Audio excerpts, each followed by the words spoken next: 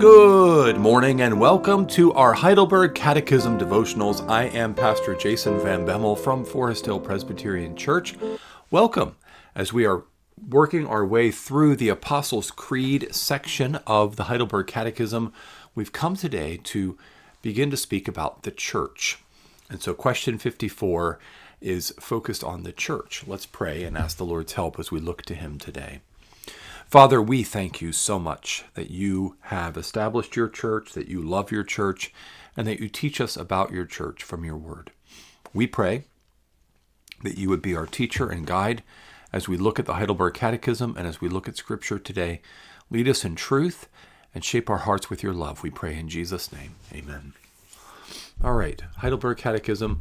We're in a section that began back with question 23, although we're on question 54 today. So this is a long section of the Catechism that deals with the Apostles' Creed as the articles of the Christian faith. So question 23 asks, what are these articles? And it breaks the Apostles' Creed down into 12 articles in 3 sections, a Trinitarian approach as the Apostles' Creed is. First section is about God the Father, second section is about God the Son, and the third section is about God the Holy Spirit, and that's the section that we're on now. We're actually on Article 9 today. So the answer to what are these articles is, I believe in God the Father Almighty, creator of heaven and earth. I believe in Jesus Christ, his only begotten Son, our Lord. He was conceived by the Holy Spirit, born of the Virgin Mary, suffered under Pontius Pilate, was crucified, dead, and buried. He descended into hell. On the third day he arose from the dead. He ascended into heaven and sits at the right hand of God the Father Almighty. From there he will come to judge the living and the dead. I believe in the Holy Spirit. I believe in a holy Catholic Christian church, the communion of saints, the forgiveness of sins, the resurrection of the body, and the life everlasting. So that was question 23. Today we come to question 54. What do you believe concerning the Holy Catholic Christian Church? Answer, I believe that the Son of God, out of the whole human race, from the beginning of the world to its end, gathers, defends, and preserves for himself, by his Spirit and Word, in the unity of the true faith, a church chosen to everlasting life. And I believe that I am, and forever shall remain, a living member of it. I love how the Heidelberg Catechism is just consistently giving us sound doctrine, but also sound doctrine personally applied for our comfort in the gospel. So when we talk about the Holy Catholic Christian Church, clarification, we're not talking about the Roman Catholic Church, capital R, capital C, which is a particular denomination with a particular structure. No, we're talking about out of the whole human race. It's universal. The small c Catholic just means universal. Holy, set apart by God, but universal throughout the whole human race and from the beginning of the world to its end. That's a good way of understanding the word Catholic, out of the whole human race from the beginning of the world to its end. Christian, because we believe in the true unity of the true faith, and we're gathered, defended, and preserved for himself by Jesus, by his Spirit and his Word. So we have lots of Scripture proofs for this. Every part of this has its own set of Scripture proofs. So we're going to walk through, not all of them, but we're going to walk through a good selection of them today. So Revelation 5:9 tells us that this is out of the entire human race. This is a scene of the worship of the Lord Jesus as the Lamb of God in the throne of God. And we see this multitude, these elders who say, and they sang a new song saying, worthy are you to take the scroll and to open its seals, for you were slain, and by your blood you ransomed people for God from every tribe and language and people and nation. That's Catholic. That's universal. Every tribe and language and people and nation, there's a people for God. That's the church, one church. It may be Baptist or Pentecostal or Lutheran or Presbyterian or Methodist or Anglican or non-denominational, but if we are in Christ, we may be Ugandan, And even within Uganda, it's about 55 different tribes. You may be Mahdi or Aringa, or you may be from South Sudan, one of those tribes. You may be from the Republic of Sudan. You may be from Haiti. We're all one church for the entire human race. And then from the beginning of the world to its end, Isaiah 59:21. And as for me, this is my covenant with them, says the Lord. My spirit that is upon you, and my words that I have put into your mouth, shall not depart out of your mouth, or out of the mouth of your offspring, or out of the mouth of your children's offspring, says the Lord, from this time forth and forevermore. So, this time forth, forevermore, generation upon generation, from the beginning of the world to the end. Another one is 1 Corinthians 11:26. For as often as you eat this bread and drink the cup, you proclaim the Lord's death until he comes. We're continuing as the church through the Lord's Supper, the instituted sacrament of the Lord's Supper, to proclaim the Lord's death until he comes. What else? Well, Jesus gathers, defends, and preserves for himself. Where do we see this in Scripture? Well, we see it in John 10:27 and 28, one of my favorite promises from Jesus. My sheep hear my voice, and I know them, and they follow me.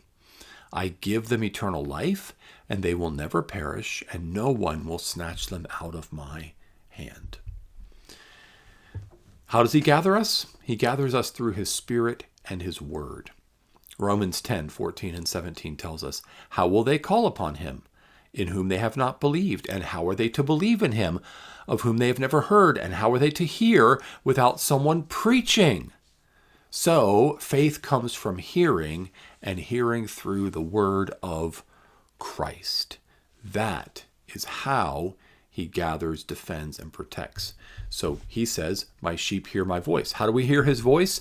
Through the word of God, especially the word of God preached. The word of Christ is how we hear his voice, and we know him, and we follow him, and he gives us eternal life, and we will never perish. So we are defended, we are gathered, we're protected through his Spirit and his word.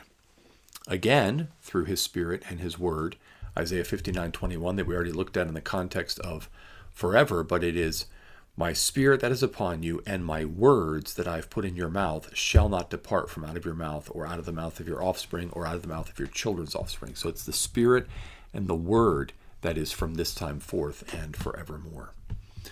We are in the unity of the true faith. This is important. It's what we believe that gives us unity. It's what we believe that makes us and marks us as the church. We should be, as Ephesians 4:3 and 5 says, 3 to 5 says, we should be eager to maintain the unity of the Spirit in the bond of peace, because there is one body and one Spirit, just as you were called to the one hope that belongs to your call, one Lord, one faith, one baptism.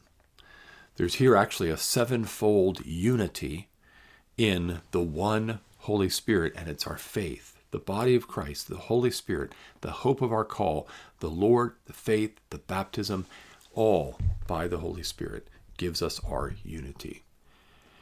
And then we have Romans 8:29 to 30. We are a church that is chosen to everlasting life. For those whom he foreknew, he also predestined to be conformed to the image of his Son, in order that he might be the firstborn among many brothers. And those whom he predestined, he also called. And those whom he called, he also justified. And those whom he justified, he also glorified. We are a church chosen to eternal life.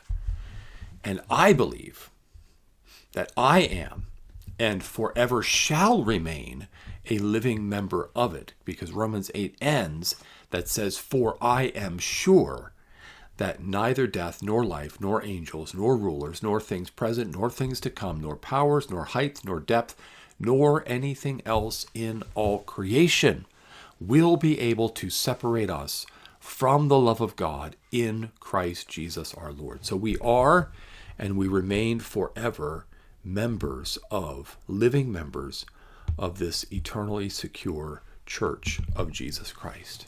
There's a lot more scripture we could do, but we don't have all day to spend looking at every scripture, but hopefully that was a good sample to give you assurance that every phrase that is here in question 54 comes from the Bible, is biblical.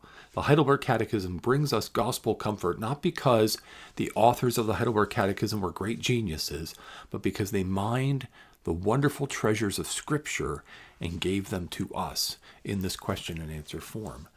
So again, question 54, what do you believe concerning the Holy Catholic Christian Church?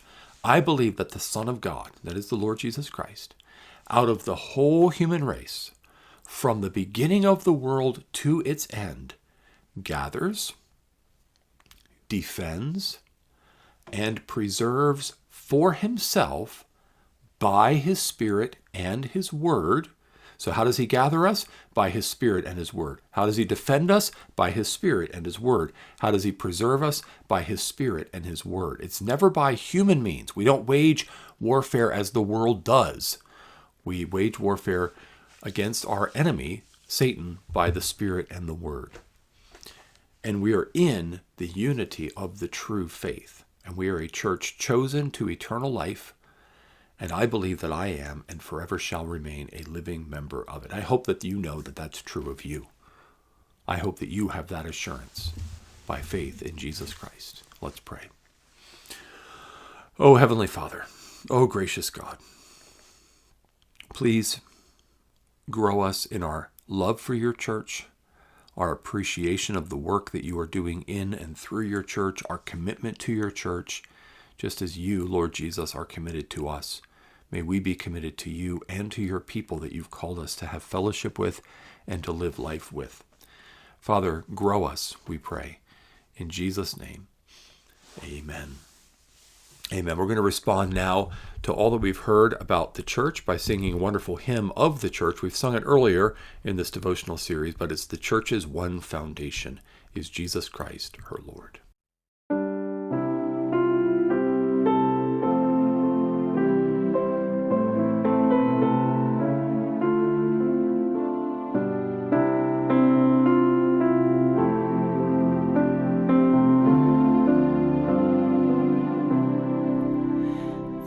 Church's one foundation is Jesus Christ her Lord. She is his new creation by water and the word. From heaven he came and sought her to be his holy bride. With his own blood he bought her, and for her life he died.